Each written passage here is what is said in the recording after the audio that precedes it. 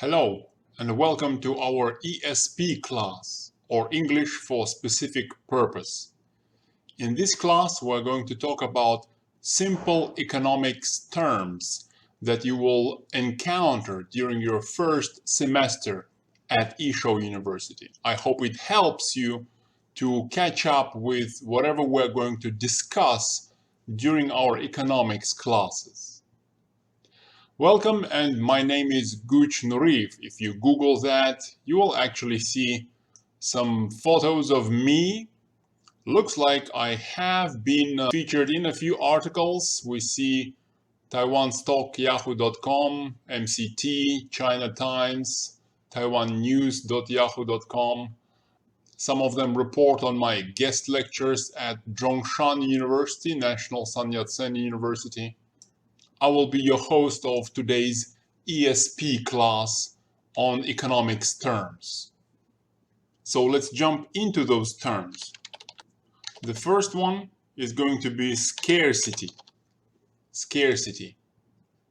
And let's have some images to accompany what I'm explaining here. Scarcity is basically our inability to get everything that we want. Even if you are the richest person in the world, you still cannot have everything that you might want because your imagination, your fantasy is unlimited. Maybe you want to visit every single beautiful place on earth. Even if you are the richest person on the planet, you might not simply have enough time within the lifetime to visit every beautiful place on earth. So our imagination, our wants are unlimited, but the amount of resources that we have is limited. So all of us, we do live in the world of scarcity. That's basically our inability to satisfy every single of our wants. Our next term is incentive. Let's have a look at the images for that. Incentive is a reward that encourages any action, or incentive can also be a penalty that discourages an action. For example, an action could be studying for your economics classes, and the incentive for studying could be getting a good grade.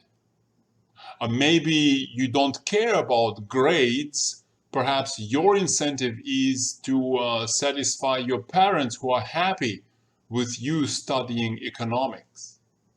Or perhaps your incentive for studying economics could be your ability to get an interesting and satisfying job in the future in the field of economics. Alternatively, an incentive can be a penalty that discourages you from doing something, such as doing some unsatisfactory activities on the streets. An incentive not to do that, a penalty not to do that, could be some scolding that you might get from your relatives. And our next term is going to be microeconomics. Micro is actually small from Latin. Looking at economics, you will notice that there are subtopics in microeconomics and subtopics in macroeconomics. Micro from Latin is small, like a microscope. Macro from Latin is big. So microeconomics is a study of choices of relatively small entities, such as individuals and businesses. Microeconomics studies the choices of people, individuals, businesses, and how these choices interact on the markets. When you choose to go buy some pork, you're going to buy that on the market, on the fresh market, and your choice to buy pork affects other individuals, affects other businesses. Our next term is going to be macroeconomics. As I said, macro is big from Latin, so macroeconomics relates to the choices of something bigger than an individual or a business, such as a nation, a country, or maybe even a global society. So macroeconomics is a study of the performance of a national or a global economy. Is a study that looks how the national economy of a whole country is doing. How is the amount of employment or unemployment in the country? How is the amount of average income in the country? How about inflation in the country? All of these issues would be studied by macroeconomics. Our next term is goods and services. Goods and services. Goods and services is basically all the objects, everything that people value, that people produce, that people create to satisfy their desires, to satisfy their wants. I want my hair to look a little nicer and a little shorter, so I go to a hairdresser, I buy the services of a hairdresser. I want to satisfy my hunger, I feel hungry, so I go to a local store to buy some food, buy some bananas. These are the goods that I can buy from the store to satisfy my hunger. All of those different things that I value the bananas to satisfy my hunger, I value the haircut to help me with styling my hair. All of these are goods and services. Those goods and services have to be produced somehow. The haircut is produced by the hairdresser. Bananas are produced or grown by the farmers. And all of that process of producing goods and services requires some resources. So our next term is factors of production. Factors of production are the resources that are used to produce goods and services. There are so many things that are used to produce goods and services. Think about something simple such as a pizza. What goes into a pizza when you buy a pizza from a restaurant? Well, there is the work of the chef that makes the pizza. There is the electricity that the restaurant uses. There is water that goes into preparing pizza. There are a number of different vegetables. There is flour. There are eggs that make up the dough for the pizza. There are sausages and other types of meat that go onto the pizza. Fruits, perhaps pineapples, vegetables, as I already said. There are so many different resources that go into making something simple such as a pizza. Imagine how many more resources go into a more complex good or service. So all of those different resources are actually categorized into only 4 factors of production, or only 4 categories, 4 factors of production, which are land, labor, capital, and entrepreneurship. So let's start with land. That's our next term, land. We know what is land. It's just some space on Earth. But in economics, it has an additional meaning. In economics, land as one type of factors of production is basically every gift of nature that we have. Everything that is a natural resource is categorized as land for economics within the 4 factors of production. For example, looking at that pizza made by a restaurant, the restaurant uses electricity while making that pizza. Electricity comes from nature. That would be categorized within the land, within the factors of production. Next is labor. Labor. It's all the work time and work efforts of people producing goods and services. Again, in the example of that pizza, when you order the pizza from a restaurant, the chef makes some efforts to prepare the pizza, and the waiter makes some efforts to serve that pizza to your table. Those efforts of the chefs and the waiters are the labor, one of the four factors of production.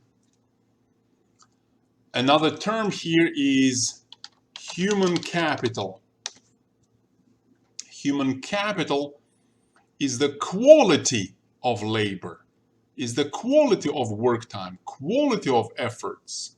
Human capital is all the knowledge and skills that the workers have. Different chefs might have different levels of abilities, hence they would have different level of human capital. Next is regular capital, or simply capital. It's all the tools, machines, buildings, inventories, equipment, and all the similar things that businesses, that firms use to produce goods and services. Again, in our example of a pizza, capital is that actual building of that restaurant. Capital is that oven that the restaurant has been using for the last 3 years to make those pizzas. All of those are examples of capital. And next, the fourth factor of production is entrepreneurship. Entrepreneurship. That's an ability to combine different factors of production to create a successful business. For example, even if I am a relatively successful professor, I might not be any good at running a pizza restaurant. So entrepreneurship is that ability to combine different factors of production to create a successful business. Our next term is trade-off. Trade-off is any kind of exchange where you give up something to get something else. And actually in economics, we see trade-offs every single day, even when we don't think of some kind of trade-off as an exchange. When you simply choose to do some action, for example, when you choose to study for economics, in the study of economics, that is a trade-off as well, because you could have done something else with the time that you spent studying economics. So during that time, if one of your alternatives was to watch a movie, then you trade off studying for economics for that alternative of watching a movie. And talking about an alternative, our next term is opportunity cost. Opportunity cost. Opportunity cost is the highest value alternative to any kind of action that you are taking, highest value alternative that you have to give up to get something or to do that action. For example, let's say you decide to study for economics, and let's say it's going to take you 1 hour to study for economics. The alternatives that you could have done with that 1 hour are, let's say, watching a movie, chatting with your friends, or maybe just sitting on a bench doing nothing, which is quite boring. Let's say the best of those three alternatives, the highest value alternative, is watching a movie. Let's say there is a movie that you wanted to watch. You've been trying to watch it for a while, so that is your best alternative. Chatting with your friends would be fine, would be quite okay, but perhaps the movie is a bit more interesting. And of course, just sitting on the bench doing nothing is quite boring. So The opportunity cost of studying for economics, what you could have done instead with that hour, the highest best alternative after the studying itself, is watching a movie. That is an opportunity cost that you have to give up to get something. In this case, to get that 1 hour of studying economics. Studying economics would, of course, have some benefits. So our next term is a benefit. That is also a term in economics. In economics, a benefit is any kind of gain or pleasure. The images here actually all relate to a brand name benefit. So let me just type benefit in economics. It's any kind of gain or pleasure that you would get from any kind of activity.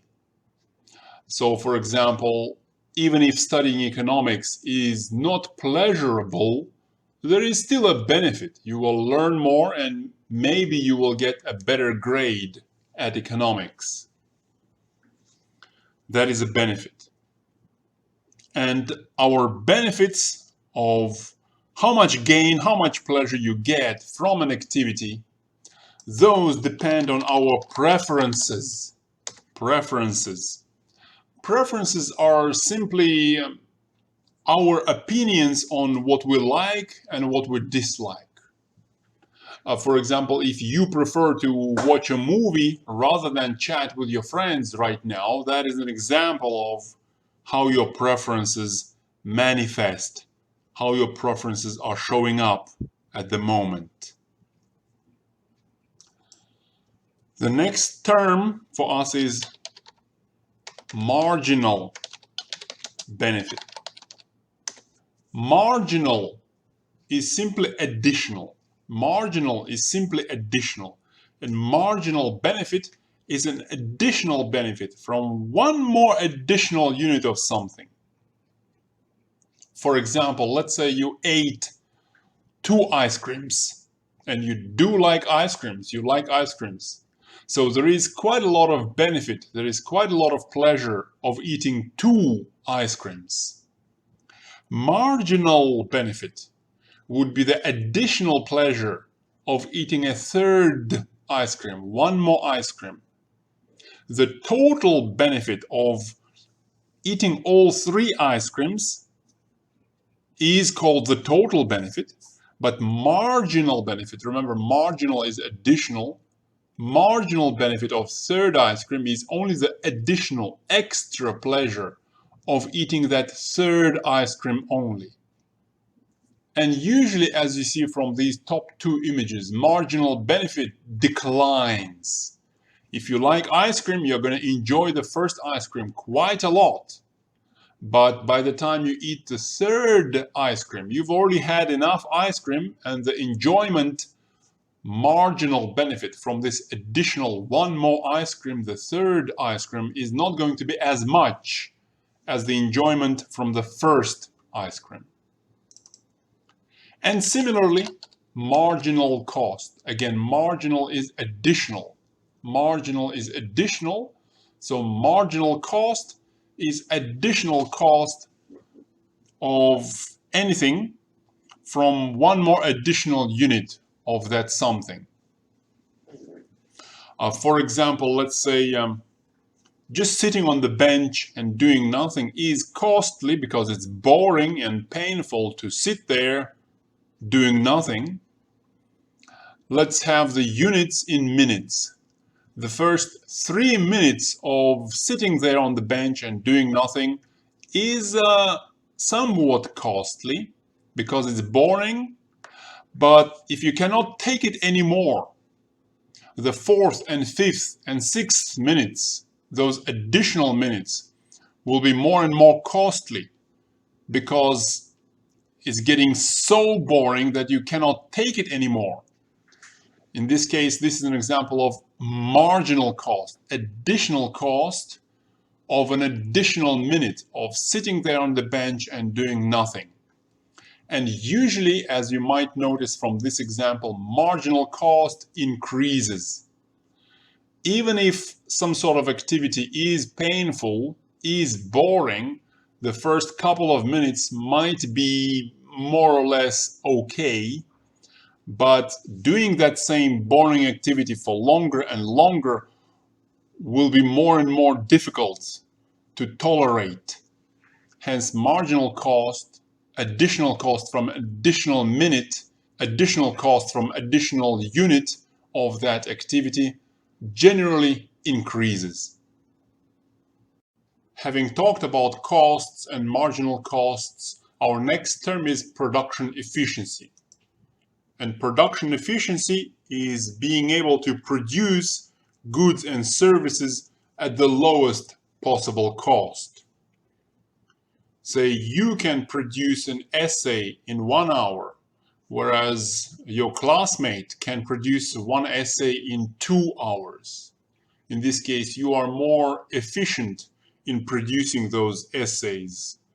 You take less costs in producing the same amount of essays.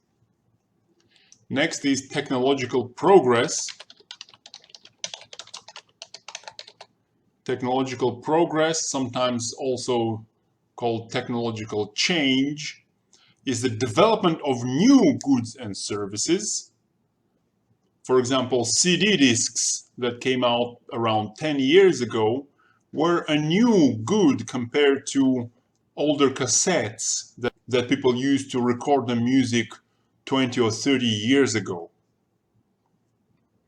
So such development of new goods and services and development of better ways of producing goods and services is technological progress. Our next term is capital accumulation. Capital accumulation, that's when we have more and more capital. That's the growth of the amount of capital resources. Similarly, we also can have human capital accumulation. That's the growth in the amount of human capital as we learn more and acquire new skills.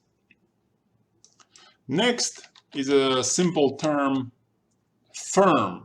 Firm or a business. A firm is an economic unit or an economic entity that hires, that combines factors of production and organizes them to produce and sell goods and services. Such as a pizza restaurant, for example, is a firm. It hires, combines a lot of factors of production, the labor from the chef and the waiters. A lot of other resources are combined to produce a dining experience for the customers. Next is a market, because the firms operate on the markets. Market, it's not only your fresh market where you actually buy fruits and vegetables. Any sort of arrangement can be a market. Any sort of arrangement that allows buyers and sellers to get some information about the products and to do business with each other can be a market. There might be online markets where you don't actually have any physical place. Those can also be a market. So any sort of arrangement that allows buyers and sellers to acquire information and to do business with each other can be a market. Next is real property. There are two kinds of property in economics, real property and financial property. Real property is longer-term assets such as land, buildings, and other durable goods such as equipment, refrigerators, ovens, and so on. And of course, financial property. Financial property in economics is your investment into stocks, bonds, and also your money in the bank. Talking about the money, money is also an economic term. I think many of you know already what is money. We see a lot of pictures here of US dollars as money. You have your money in your pocket, you have your money in the wallet. But did you know that in economics, money can be any commodity or any token that is generally accepted as a means of payment? Nowadays, in most places of the world, we use some sort of paper money that people carry in the pockets, in the wallets. But historically, other things have been used as money. Other things have been used to pay. For example, dolphin teeth have been used as money on some islands. In the past, in Mongolia and in China, pressed tea leaves were used as money as well. In some prisons where money is not allowed, prisoners use cigarettes as money. So money can generally be anything that is commonly accepted as a means of payment. Lastly, let's review the terms that we've learned today in Google Translate, which maybe can help you a little as well. So here are the terms we've discussed. Those are scarcity, incentive, microeconomics, macroeconomics, goods and services, factors of production, land, labor, human capital, entrepreneurship, trade-off, benefit, opportunity cost, marginal benefit, marginal cost, production efficiency, technological progress, capital accumulation, firm, market, real property, financial property, and money. And this concludes our first ESP class, English for Specific Purposes, where we review a range of economic terms. Let me leave you with one recommendation, which is especially useful in your first semester in Isho University. Sometimes you may feel shy among new classmates to ask questions about the terms that you don't understand. But let me assure you that the professors like it when there are questions from students. That makes the classes a bit more interesting, a bit more interactive. So if there is anything that you don't understand in the classroom, make sure you do ask your questions and don't be shy to ask those questions. Have a nice day. Bye-bye.